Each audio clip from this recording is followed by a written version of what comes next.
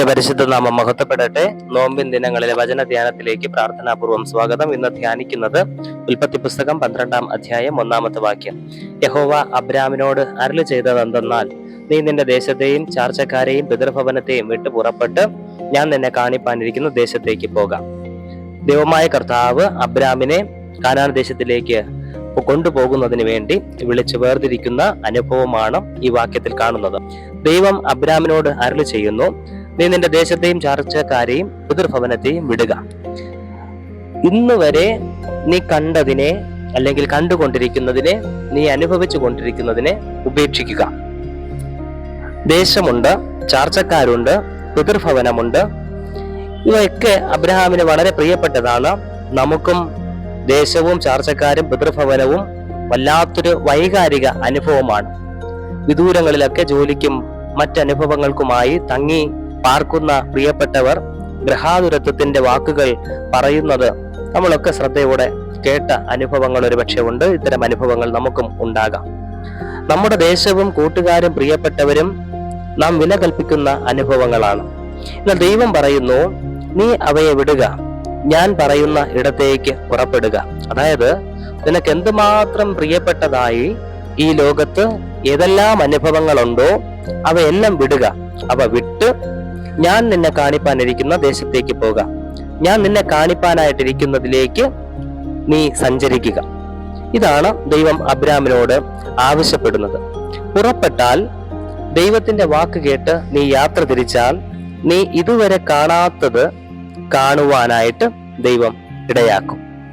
അതുകൊണ്ട് ഈ ലോകത്തിൽ നാം കണ്ട് ജീവിതം മുമ്പോട്ട് നയിച്ചു കൊണ്ടിരിക്കുന്ന അനുഭവങ്ങൾക്ക് അപ്പുറമായി സർവശക്തനായ ദൈവം നമുക്കായി ഒരുക്കുന്ന നാം കാണാത്ത ചില അനുഭവങ്ങൾ, നാം അനുഭവിക്കാത്ത ചില അനുഭവങ്ങൾ, അത് എക്സ്പീരിയൻസ് ചെയ്യണമെങ്കിൽ നാം ഇപ്പോൾ ആയിരിക്കുന്ന ഇടങ്ങളെ വിട്ട് ദൈവത്തിന്റെ ഒറ്റ വാക്കിൽ മുറുകെ പിടിച്ചുകൊണ്ട് മുമ്പോട്ട് പോകുവാനുള്ള അസാമാന്യമായ ധൈര്യവും പുറപ്പാടും നമുക്ക് ആവശ്യമുണ്ട് എന്ന് വചനം പഠിപ്പിക്കുന്നു. 2, കർത്താവ് ഇപ്രകാരമാണ് പറയുന്നത്.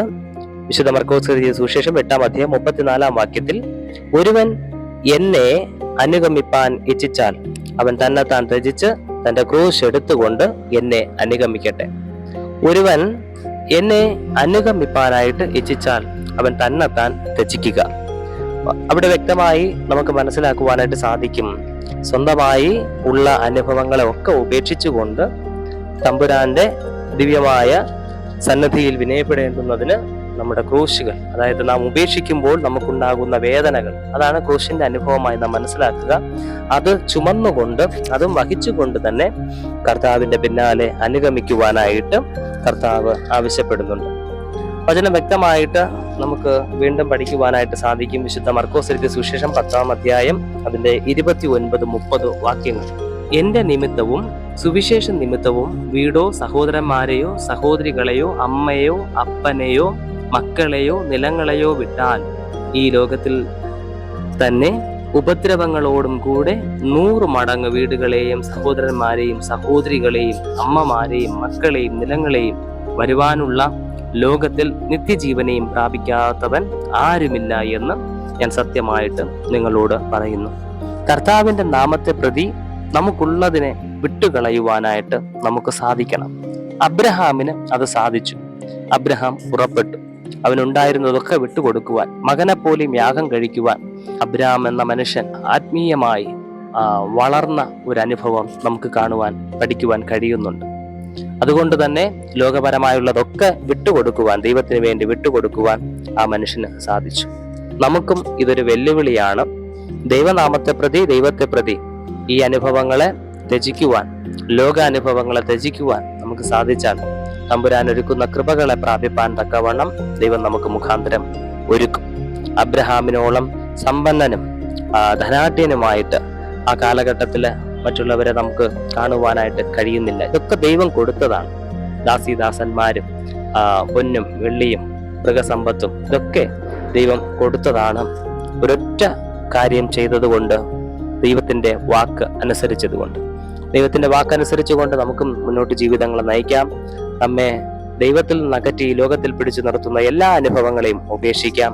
തമ്പുരാന്റെ ദിവ്യമായ മുഖം നമുക്ക് ദർശിക്കുവാൻ അത്തരത്തിൽ ദൈവം ഒരുക്കുന്ന കൃപ അനുഭവിപ്പാൻ ദൈവം നമ്മെ സഹായിക്കട്ടെ. പ്രാർത്ഥിക്കാം. കാരുണ്യവാനായ കർത്താവേ, അങ്ങയുടെ നാമത്തെ പ്രതി ഈ ലോകത്തെ ഉപേക്ഷിച്ച് അങ്ങിലേക്ക് ചേർന്ന് ജീവിപ്പാനുള്ള കൃപ അടിയങ്ങളിൽ പകരണമേ. ആമേൻ.